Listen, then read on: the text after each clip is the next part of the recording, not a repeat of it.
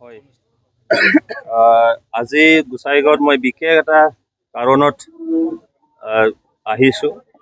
কাৰণটো হ'ল যে এইখন যে আমাৰ all BTC differently abled person organisation আছে, তেখেতসকলে লাকি গিফ্ট কুপন অৰ্থাৎ আমি যাক চিধাকে লটাৰী বুলি আমি কওঁ, তেখেতসকলে এইটো আয়োজন কৰিছে।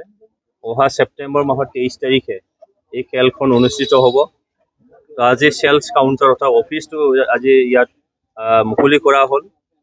মই আহ্বান জনাইছোঁ সকলোৱে যাতে এই অফিচলৈ আহি অৰ্থাৎ এই চেলছ কাউণ্টাৰলৈ আহি আমাৰ ডিফাৰেণ্টলি এবল্ড যাক আমি সমাজে যেনেকৈ আমি তেখেতসকলক আঁকোৱালি ল'ব লাগিছিলে, যেনেকৈ সন্মান আমি দিব লাগে, তেখেতসকলৰ উন্নতিৰ কাৰণে, তেখেতসকলৰ উন্নয়নৰ কাৰণে, তেখেতসকলৰ ঘৰ চম্ভালাৰ কাৰণে ল'ৰা ছোৱালী তেখেতসকলৰ নিশ্চয়কৈ আছে।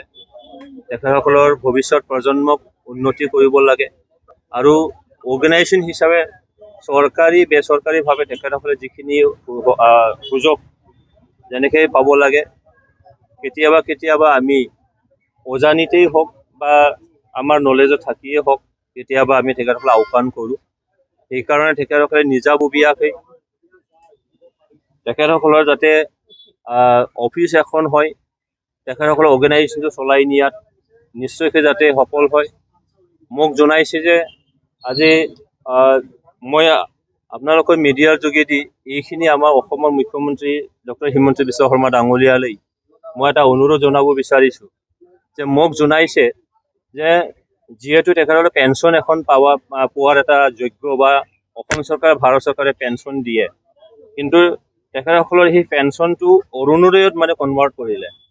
তো অৰুণোদয়ত কনভাৰ্ট কৰাৰ সময়ত বহু তেনেকৈ ডিফাৰেণ্টলি এবল্ড ব্যক্তিসকলে সেই মানে পেঞ্চনো নাপালে আৰু অৰুণোদয়তো তেওঁলোকে তেনেকৈ অন্তৰ্ভুক্ত নহ'ল।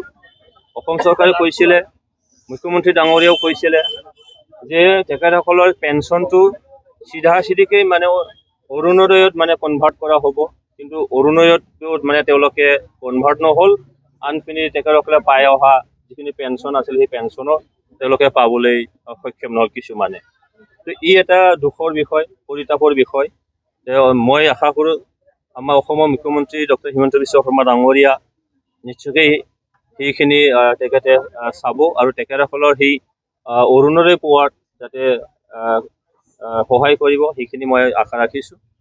মই ইয়াৰ মিডিয়াৰ যোগেদি আমাৰ গোসাইগাঁওবাসীৰ লগতে আমাৰ বিটিআৰবাসী তথা অসমবাসীৰ গোটেই যিবিলাকে নিজৰ ভাগ্য পৰীক্ষা কৰিবলৈ মানে বিচাৰে, তেখেতসকলে এখন মানে কুপন লৈ যাতে নিজৰ ভাগ্য পৰীক্ষা কৰাৰ লগতে আমাৰ ডিফাৰেণ্টলি এবল্ড পাৰ্চনসকলক আপুনি অজানিতেই ইনডাইৰেক্টলি আপুনি মানে তেখেতসকলক সহায় কৰা হ'ব। এইখিনি সহায়ে নিশ্চয়কৈ যথেষ্ট এটা সহায় হ'ব, যাতে সকলোৱে নিজৰ ভাগ্য পৰীক্ষা কৰাৰ লগতে ইয়াত মানে 4চকীয়া বাহন আছে আৰু ডাঙৰ এখন বাছ মই দেখিছোঁ। তো এইখিনি ডিফাৰেণ্টলি এবল্ড পাৰ্চনসকলৰ টিকেট ক্ৰয় কৰাৰ লগতে তেখেতসকলক সহায় কৰাৰ লগতে নিজৰ এটা ভাগ্য মানে পৰীক্ষা কৰি ধন আৰ্জাৰ এইটো এটা প্ৰক্ৰিয়া, ইয়াৰ লগত জড়িত হ'বলৈ মই সকলোকে আহ্বান জনাইছোঁ। আশা ৰাখিছোঁ তেখেতসকলৰ যিখিনি প্ৰয়াস, সেই প্ৰয়াস সফল হওক, ইয়ে মোৰ ঈশ্বৰৰ ওচৰলৈ কামনা কৰিছোঁ।